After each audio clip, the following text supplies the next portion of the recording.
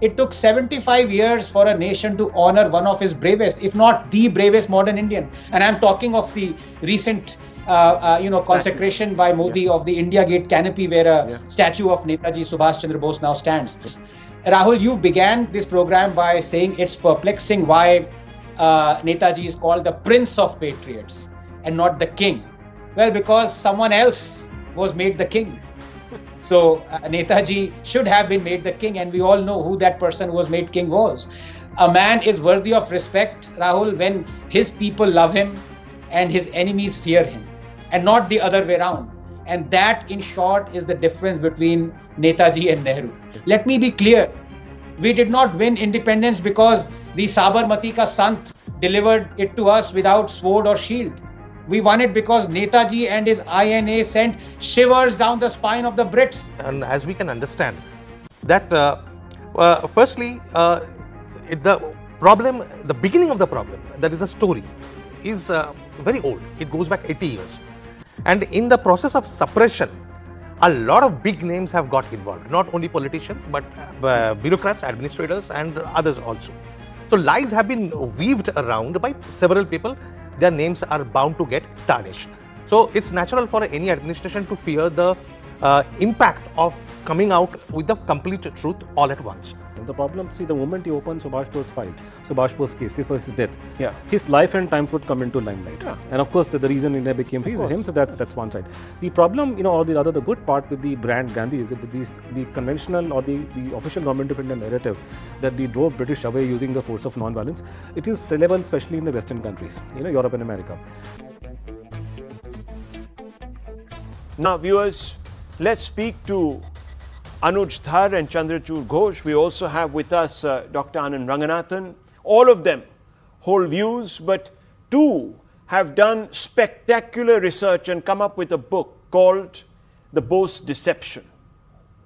What is this book about? And let's begin this conversation with the authors. So, Chandrachur Ghosh, I've read your previous offering, a brilliant 10-year account on the formation of our republic, the first 10 years of our republic. Great insights. And Anuj and you, of course, have worked on Bose's enigma, let's put it that way. But you've come up with some astounding truths. And I call them truths because they are based on historical facts gleaned from now declassified files. So, Chandrachur Ghosh, what have you found? First of all, Rahul, thank you very much for having us on your show. It's a pleasure to be here. That's right. And yes, talking about this book, why this book, one more book? A lot of people have been asking us, why one more book on Netaji mystery? Because this is a topic on which we have been working on for the last 20 years. So the thing is that this is the first time that any book, any work has been done on the files declassified by the central government and also by the government of West Bengal. And the funny part is probably it's unprecedented that we are the people behind the declassification of those files. So if I might take the credit that we got the files declassified, then we studied it, and then we have produced the book. And at the same time, the government has been sitting, twiddling their thumbs and not coming out with the truth. And what we have tried to show is the truth behind this much vexed question has always been there, hidden inside these files. And any honest government would have come up with the truth much earlier, and they should have done it. So what have we shown in this book? We have shown in this book is that within those government files which we got declassified, and we have studied more than 1,500 files, that is from the government of India, and a few hundred files from other countries like UK, the US, Australia, and so on and so forth. We have studied every page of these files, and we have found that the story that was crafted, that Netaji Subhash Chandra Bose died in a plane crash on 18th August 1945 in what is now Taiwan, was a completely fabricated story and crafted to help him escape from the theatre of the Southeast Asian War Theatre. Now, the government of India has always known it. That is what we have shown it. We have shown it that the story is false, and the government of India has always known it. And for the last 80 years, they have deliberately and very consciously suppressed that story, kept it, tried to keep it hidden from the people of India.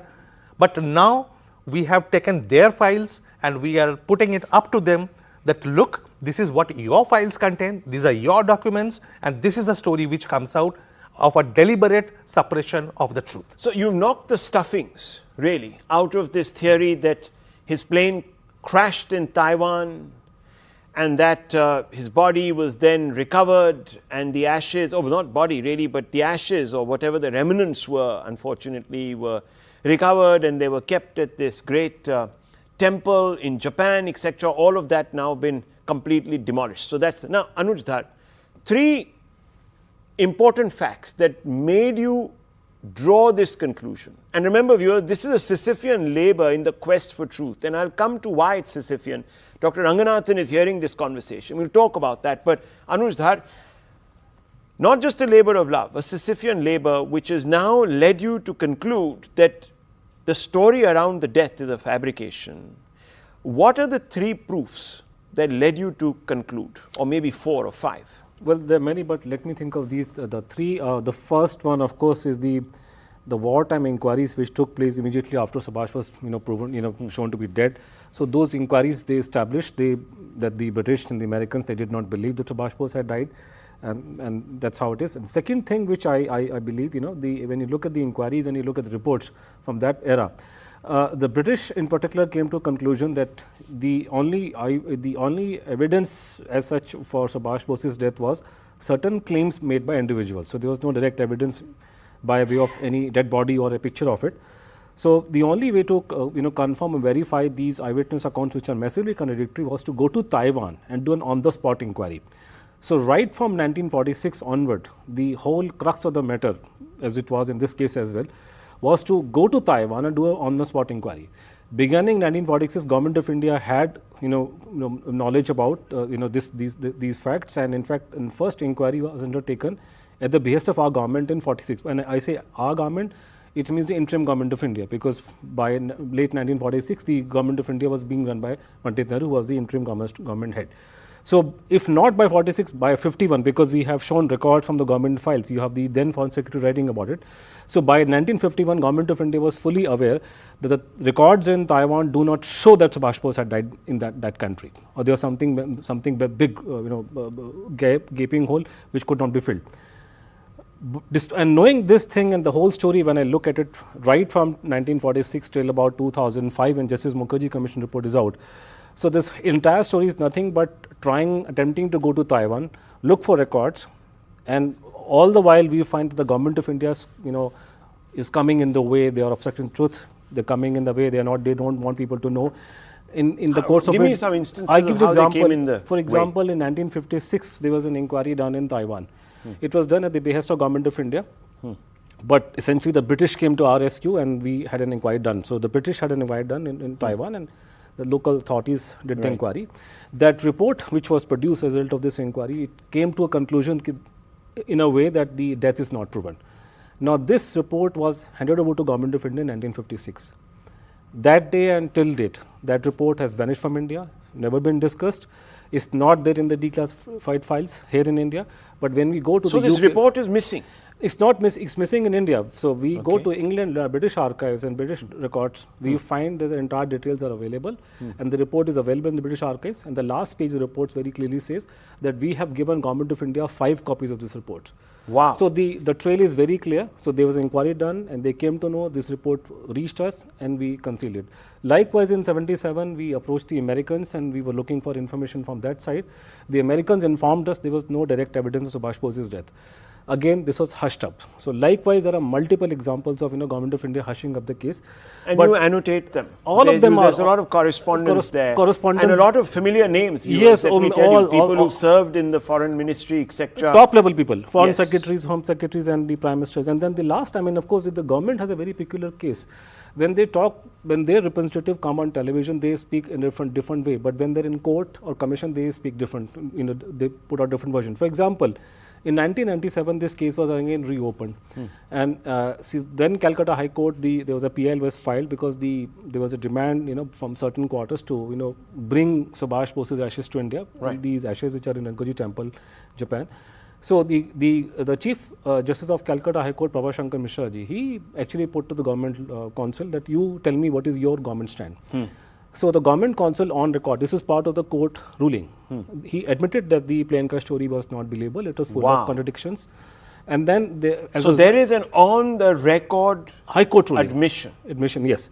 Not only that, thereafter, the commission of inquiry was formed because the court ordered that you are yourself not very clear.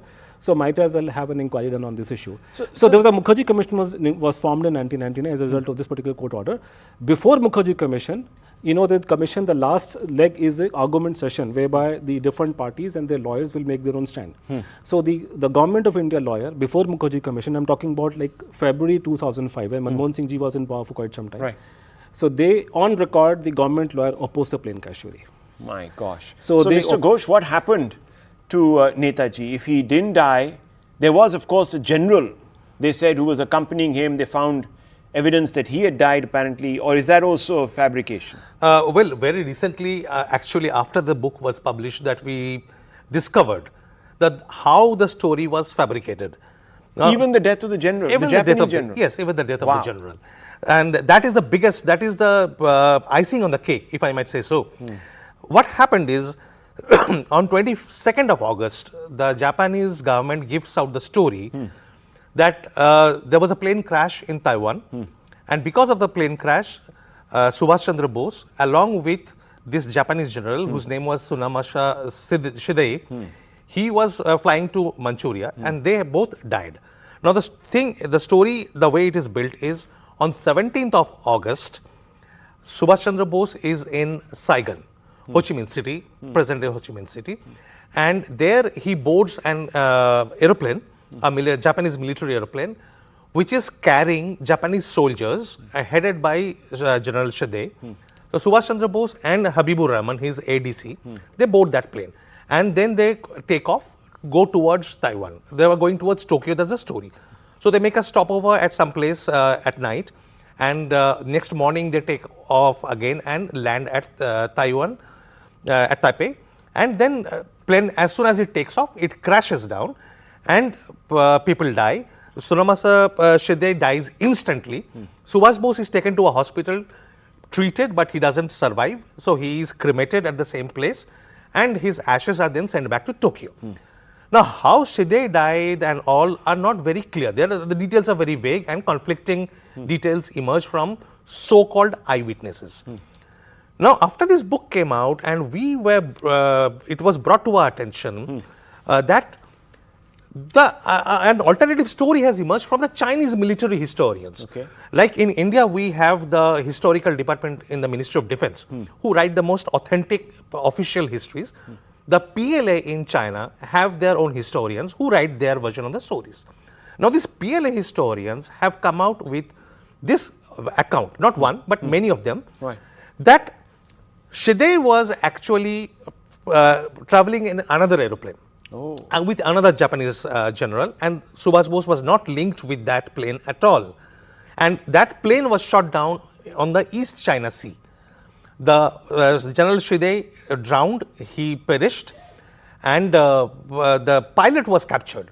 The pilot was interrogated, and that record survives. Now, Dr. Ranganathan, what do you make of this conspiracy to ghost Netaji? We'll pick up the threads of this, or where Netaji could have gone, but what do you make of this conspiracy? One have to only call it that. Hello, Rahul, and it's such a pleasure and an honor to be on this panel.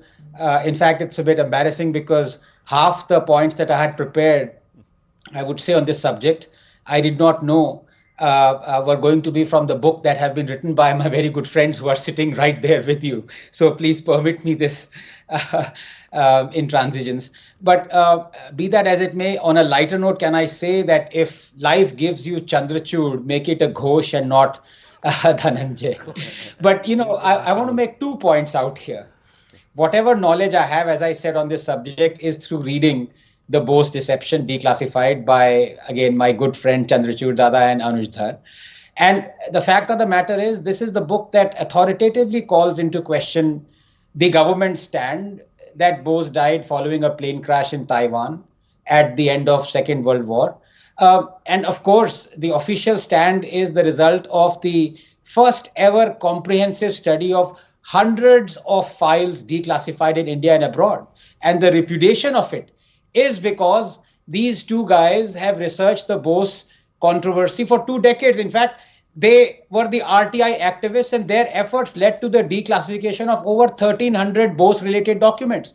For example, did you know, and I certainly didn't, that the Nehru government went all out to prevent Shah Nawaz from conducting inquiry in Taipei, where Bose had supposedly died? Shah Nawaz was the grandfather of Shah Rukh Khan.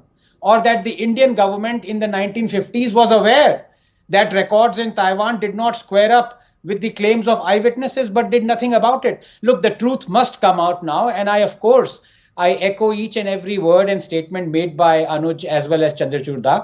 To the second point, and here, if I may, go a little bit tangential, because of course, as I said, most of the knowledge pertaining to this has already been disclosed by my two good friends. Rahul, you began this program by saying it's perplexing why Netaji is called the Prince of Patriots and not the King. Well, because someone else was made the king. So Netaji should have been made the king, and we all know who that person who was made king was.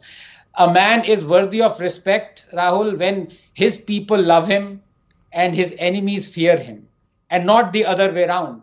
And that, in short, is the difference between Netaji and Nehru. It took 75 years for a nation to honor one of his bravest, if not the bravest modern Indian. And I'm talking of the recent, consecration by Modi of the India Gate canopy, where a statue of Netaji Subhash Chandra Bose now stands. Let me be clear.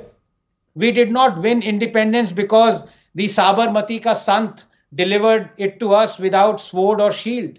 We won it because Netaji and his INA sent shivers down the spine of the Brits, who anyway were petrified by the naval mutiny and besides were exhausted and bankrupt because of World War II. Let me give you just 4 facts that will expose those who still protest at Netaji being honored. Number 1, Rahul, did you know that the communists have always sneered at Netaji Subhash meeting Hitler, even though they eulogized Mao, who killed 63 million of his own people?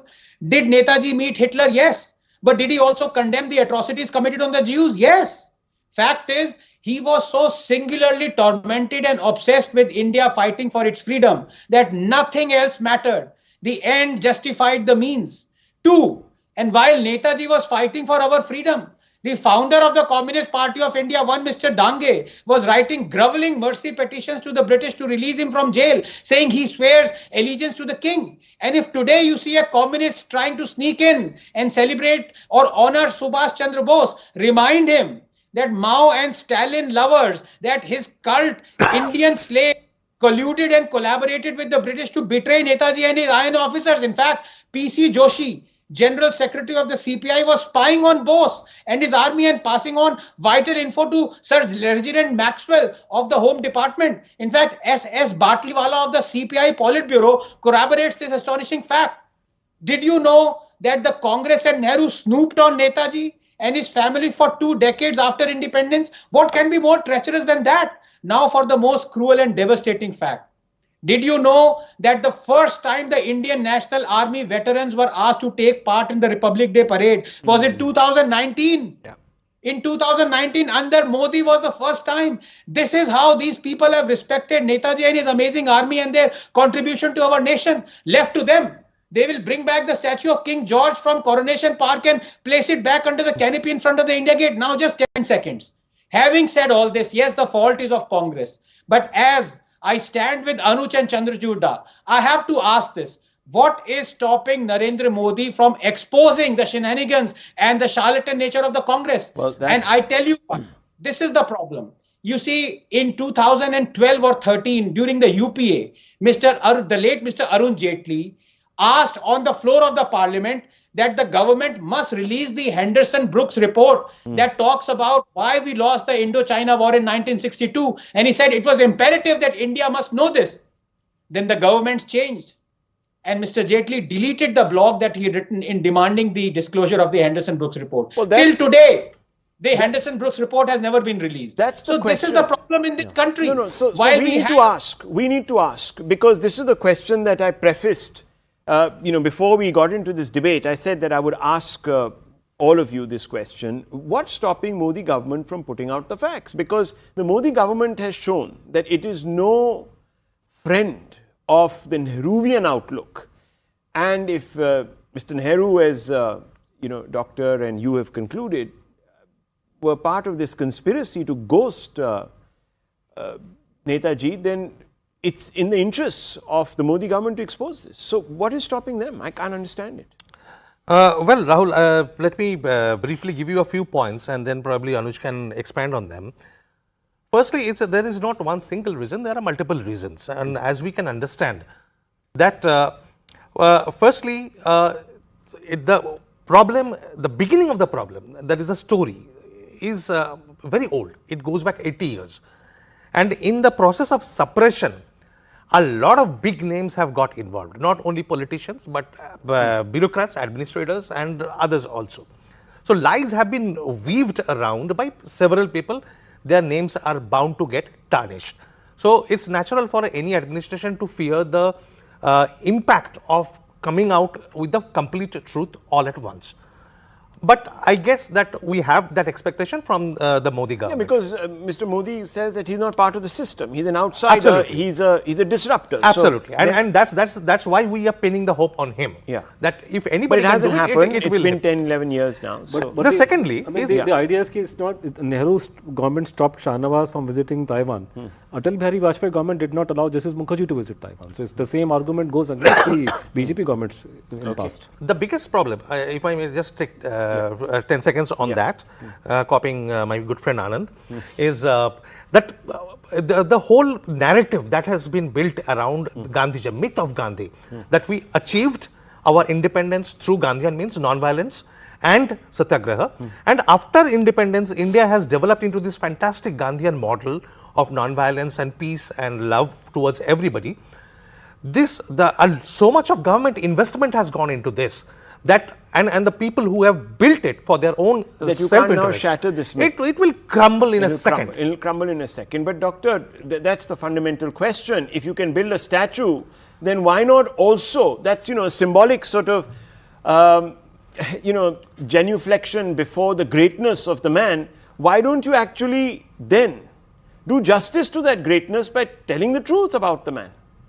And this here is a tragedy because, with due respect to my brother Chandrachur, that he said what is truth, but it's half the truth. Because while the administration would be devastated by some names being released, the question is, why should Modi not release it? And here I'll tell you the reason.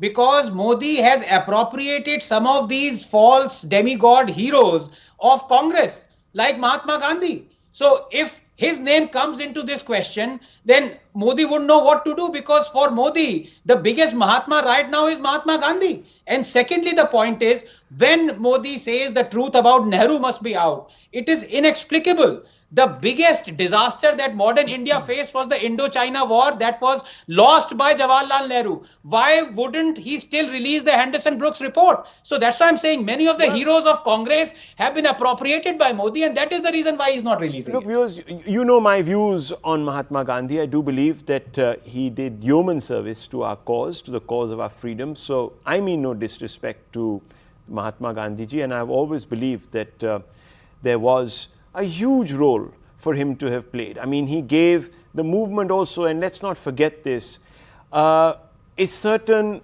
cohesiveness by invoking Hinduness, viewers, which upset Jinnah, and in one way exposed the lurch towards separatism that was always sort of, flowing under the surface. So we were thankful to him for doing that, but nonetheless, I don't see the contradiction here, even though, yes, Mr. Modi might have appropriated Mahatma Gandhi, and there's many reasons why not.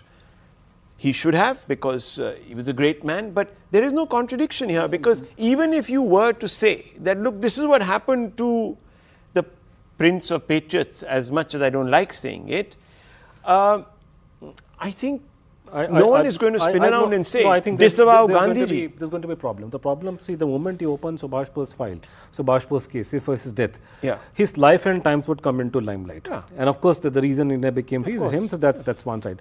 The problem, or the good part with the brand Gandhi is that the conventional or the official government of India narrative that they drove British away using the force of non-violence, it is sellable especially in the Western countries, Europe and America. Now, the problem with the Subhash Bose story, if you tell the truth, and the truth is, India did not become free because of the, No, I understand that. And I don't feel India became free. I don't feel it is going to have this sort of impact. But maybe I'm wrong. Maybe I'm in denial. Maybe you need people. India became free because in the Second World War, when the Allies were supposedly fighting for freedom struggle of the other countries, they were not at all bothered about India. No one knows those facts. India became free. I'm on this point now. Why the truth is still not coming out? The contradiction, let me point it out to you. The contradiction is that we have to take the words of these two great men. I agree with you that Gandhi was a great man, and Subhash Chandra Bose himself coined the phrase father of the nation. He had great respect. But at the same time, he had very categorical opinion about Mahatma Gandhi. He said that Mahatma Gandhi's role has ended in the 1930s. He did yeoman service. He did say After that, he has no particular role in the building up of modern India.